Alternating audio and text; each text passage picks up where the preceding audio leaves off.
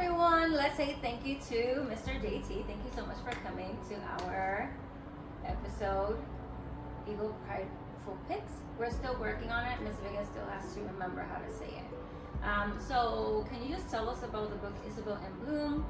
Why should our readers check out this book? Why do you like it so much? Sure. As Miss Vega said, Isabel in Bloom by Mayor Respicio. What I like, one of the things is actually met the author when I went to a conference, and talking to her to find out why she wrote the book is what really sold me even before I read the book. This book is about a girl named Isabel who is growing up in the Philippines. She's a middle schooler like all of you, and her mother is working in the US.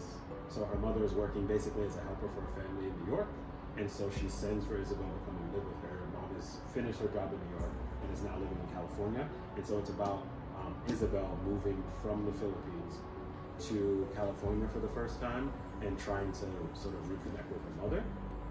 I feel like it's a book that serves our community, since a lot of us, myself included, have helpers living in our home, maybe helpers coming to our home.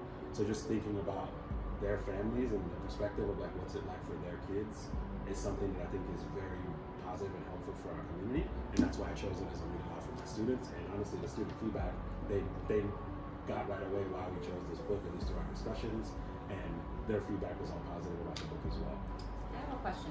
So at the beginning of the book, do you have Isabel living in the Philippines? Yes. By herself, like not by herself obviously, but without her mom. Right, she's living with family. She's being raised by her grandparents, tons of cousins, and that's all addressed like the first. It's a novel in verse, by the way, so it's a very quick read.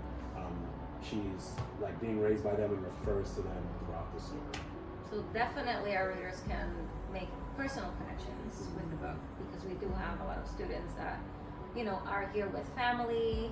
Their parents are in China or in the US or wherever the kids are coming from.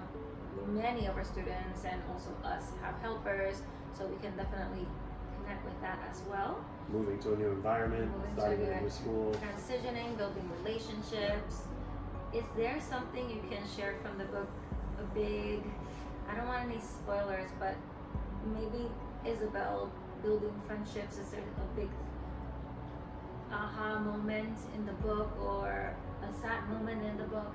Something that you can share with us, but not spill the beans. Okay, trying to avoid spoilers. As you can tell by the title, Isabel in Bloom, it is has something to do with things blooming. You can see the picture here that it has to do with gardening. So one of Isabel's love is gardening in the book. It's something like a connection she has with her grandfather, and it's something that she tries to bring over with her to her new life in California.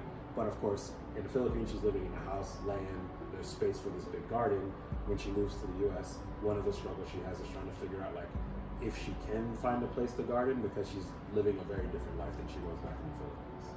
So that's one of her big struggles in the book that I think, I won't say more than that, but it's, you know, it's just one of the things that I appreciated about the book. And she's moving to New York?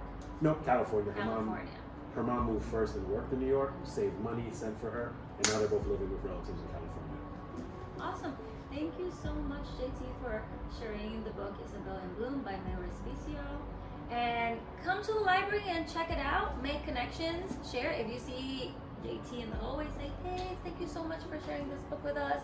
Really enjoyed it. Bye. Bye.